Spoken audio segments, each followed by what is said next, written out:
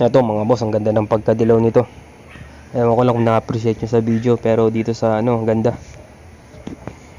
Ganito yung mga tipong nakukuha sa Aratilis eh. Ito mga boss. Ito medyo may pagka-brown na dilaw, pero makapal yung, makita nyo yung galamay niya sa harapan. Ayun makapal, mabalbo no.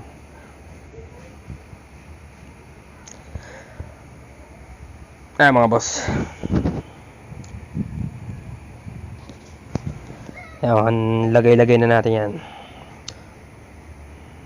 Medyo, napansin nyo yun, medyo ika-ika yung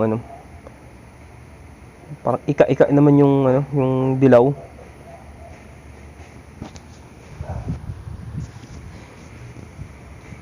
Medyo ika-ika ngayon dilaw mga boss.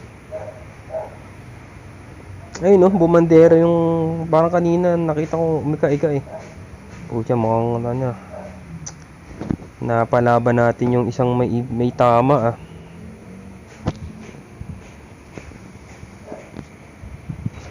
Ayun nanghina na siya.